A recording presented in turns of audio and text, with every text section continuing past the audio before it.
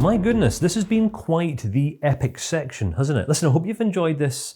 I appreciate it might have seemed like I've been a little bit repetitive at points, but if you've been paying attention, if you've really been aware, what you'll see is that I've actually presented similar ideas, but just from different perspectives, to hopefully have, by now, given you a really holistic and grounded understanding of the human experience in life, because you need this if you want to best serve other people.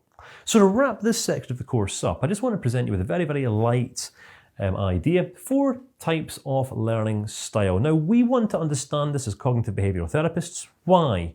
Because a person's preferred learning style will determine how they retain and absorb the information, the ideas, the concepts that we go on to share with them. All right? And remember, this is also going to determine and influence how a person communicates with us. So we can sometimes fine-tune our listening and our hearing and our awareness into how a person's communicating with us, because what they'll give us is indications as to what their learning style is. You with me? To give you an example, right, the 4 main learning styles. We've got visual learners, we've got auditory learners, and I know I've already mentioned this, right, but I just want to unpack this in a bit more depth. We've got kinesthetic learners, we've also got reading, writing, preference learners as well. Now, have you ever wondered how it is that we can develop rapport with another human being relatively effectively? Have you ever wondered how it is and why it is that some people can just connect so easily with some people where other people find it a little bit more difficult, a bit more challenging? Well, this is one of these things. I wish I'd learned this back in my 20s. Oh my goodness, so I did. All right. When we can learn to communicate with people in a language that they can relate to in response to their preferred learning style, all right, people will experience us as just simply being on the same page as them. All right. So how would you know how to recognize or identify a visual learner? Well, a person who operates visually, this is going to be their main representational thinking style, processing style. They're going to talk about what they see all of the time.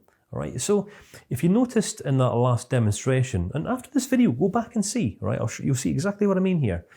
What I understand is that Karen is very visual. She's kind of visual and also a little bit kinesthetic.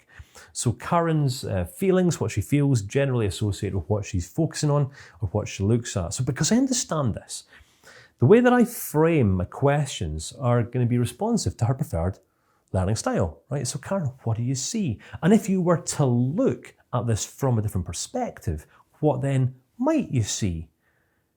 Do you see what I'm doing here? Right, how about if I was to communicate with someone who is more auditory? Right? If this is their preferred learning style. So what are you hearing in this circumstance, in this situation? So what I'm hearing you say is this. Is that accurate? And this is how we start to develop the rapport, by feeding back what we are hearing or seeing our clients say. What I'm talking about here, in order for us to get effective at identifying a person's learning styles, we've got to get effective at discerning. We're only going to become effective at discerning if we are operating out of that standard that I shared with you in the last clip.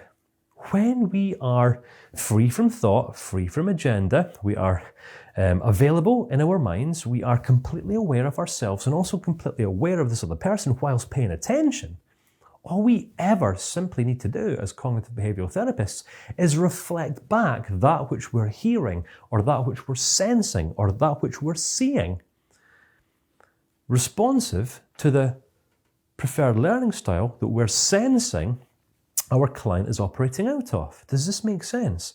Right? I guarantee you, when we start communicating in this way, it's not like it really makes too much of a difference for us.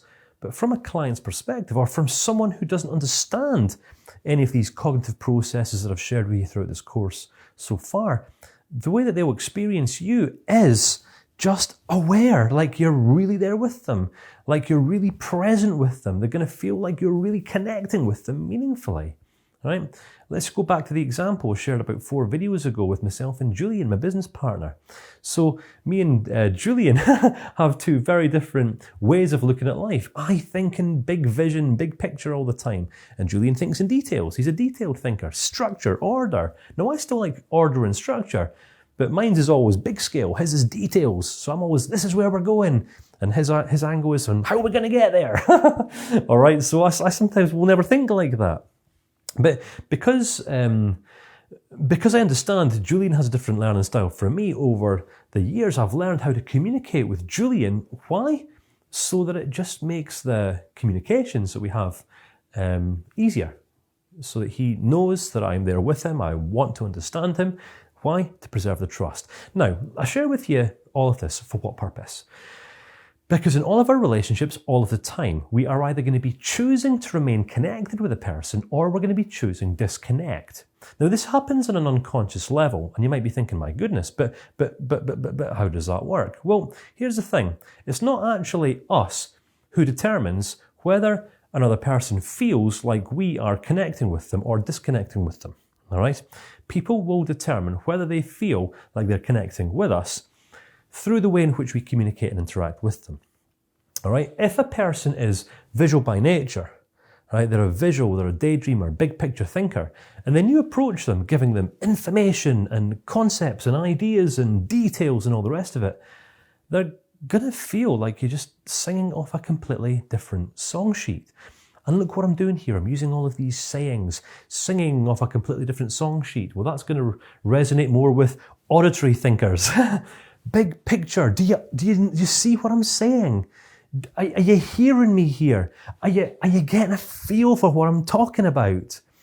Now, I'm building all of these ideas into this course, right? If you're still watching right now, you're thinking, my goodness, this just feels like a really, really engaging course. It's because I do my best as an instructor, as a teacher, to engage and connect with you, the student, on all of these learning styles, knowing fine well that there's going to be, thousands and thousands of people will enroll in this course over the years, and every single one of them is going to be operating out of one of them.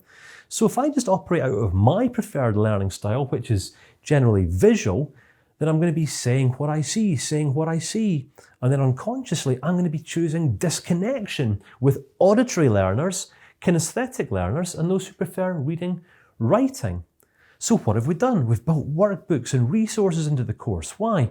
So those who are slightly more reading, writing preferenced can read what we're talking about. We've built all of the PowerPoints into a booklet in the start of the course so you can take notes with images. So we've got visual, and sometimes people make that kinesthetic connection through visual, sometimes through auditory, so that you can ultimately have a holistic and balanced learning experience. Now, I'm sharing with you what I'm doing in this course, all right, so that you can hopefully just start thinking now about how it is that you're going to conduct and carry yourself as a CBT practitioner when working with other people. Even if you don't go on to set up a practice or do anything with this in a business, social impact sense, even if you just want to build these ideas into the context of your day-to-day life when relating with other people, all right, this is something that you really want to get aware of. That people will relate to you differently from how you relate to them. And this is going to be influenced and sometimes determined by the preferred learning style that they operate out of. You with me? So that's concept number 1. Concept number 2. This is an idea that I pulled from a book. I can't even remember what the book was called. Terribly sorry. A lady called Sandra F. Reef. I think it was a book called Critical Thinking or something like this. I can't remember what the book was called. And she gives reference to how it is that people best absorb and retain information. All right. Now, this totally ties in with these preferred learning styles, all right? And why, when you go on to communicate with other people, it's important that you just keep this in mind, all right? Because if you're just operating out of your learning style, then you're unconsciously possibly going to be disconnecting with people who are of a different learning style. 10% of people retain what they read. I know this is, I'll be in the 90%. I very, very rarely retain that which I read. I'll get ideas, right? Sometimes I'll be reading a book. And I do read books, all right? But to be honest with you, Unless I get a feel for what a book's all about in the first chapter, I'm going to really struggle to engage with it. Why? This is just how I learn and absorb information. So if I can get a feel for what a book's all about, and I can see what the book's all about in the first chapter, then I'll continue. But shall I tell you my secret? I don't know if this is a bad habit or not. I actually haven't completed too many books throughout my life. All right. What I'll generally do is I'll read the first chapter of a book, sometimes the second chapter. I'll skim through the rest of the book, and then I'll read the last 2 chapters. Because what I'll do is I'll kind of get my pens and paper out and I'll draw a few diagrams just to try to outwork that which I think I've come to understand. I just want to see if I've got a grasp of what the book's about. And then I go to the end of the book, read the last 2 chapters, and then just see if the dots connect. If the dots connect, I've just got this book, and it's perhaps a 20-chapter book, and I've grasped it in 4 chapters. Because I like to work things out for myself. All right, that's just how I like to learn. So, 20% of people retain what they hear. So this just could be a course, me talking rigidly, telling you about cognitive distortions and speaking like this. And some people will love it. They'll be listening to me on their headphones, and they'll be writing all the notes down and things like that. But this is only 20% of people who retain what they hear. 30% retain what they see. So could you imagine now, on a video-based course like this, we have written materials, we've got audio materials, we've got visual materials. I've done my best to create all these PowerPoints and slides behind us on the board here to make this course as visually engaging as what I can do. So realistically, theoretically, this course should be engaging with quite a lot of people, unless they took a dislike to me because of some sort of cognitive distortion and turned off. All right, 50% of people retain what they see and hear. 70% of people retain what they speak out. Now, this is definitely true for me, right? I've found that this is probably my preferred learning style. I'll read a book, I'll get a gist of a book, I'll take some points, draw a diagram, and then I'll speak it out and I'll try to teach it to someone else. Because it's generally through attempting to explain something to someone else that I come to better understand that which I'm trying to explain. Does that even make sense? Can you relate, or is this just me? I'm not quite sure. 90% of people retain what they say and do. And look at this. Have I been saying this throughout this entire section? Self-awareness equals self-management. The more aware of ourselves we become, the better we become at self-regulating and self-managing. If we are not practicing that which we preach, how are we ever going to be able to influence or lead another person into a greater degree of insight and understanding of themselves and the outworkings of their own mind? All right. 90% of people retain that which they both say and do. So moving forward for you, well, what are you going to do with what you've learned so far? Are you going to try and remember it? Have you got a whole book of notes?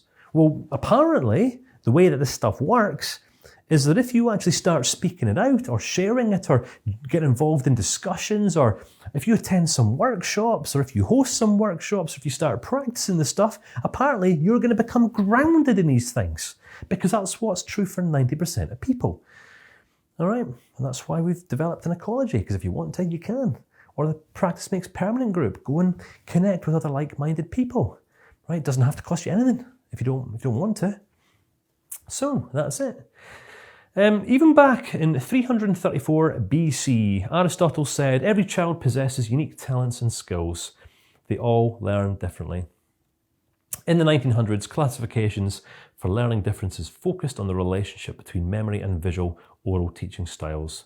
The research on learning styles declined due to a new Western emphasis on student IQ and academic achievement. All right, that's a little informative part of this video broken down. And it's true, isn't it? I mean, if you think about how many people are educated today, all right, people go to school, they'll go to an educational establishment or an environment, they're presented with some information on a whiteboard or given some books to go and read. And unless people are kind of retaining the information that's been regurgitated out onto them, then they're going to fail their exams. And what we've got to start questioning now with this understanding is, what is going to be the most effective way in which the people that we work with can learn the ideas that we want to share. All right, just by reading stuff out, by giving them information, by talking at them, or by showing them, or through encouraging them to speak stuff out and work out their own problems. What I'm saying here is everyone's going to be different, all right? There's no one process that will work for everyone. Hence the reason I've built so many different perspectives into this section of the course. Believe it or not, I really have said the same thing in about 10 different ways. Why? Because I understand that there's 100 different ways that these ideas can be interpreted, all right? The human mind is a fantastic and fascinating thing. Listen, friends, I really do hope that you have found this section of the course insightful, thought-provoking and informative. I really hope you've also gained some insights into yourself and that you've come to better understand yourself more effectively as well. Because in the sections that follow, we're going to start looking at how we can start sharing some of these ideas and models with other people that's going to lead them into greater depths of insight into understanding themselves far more effectively from the inside out too. So hope you've enjoyed this section of the course, friends, and I'll look forward to seeing you again in section 3.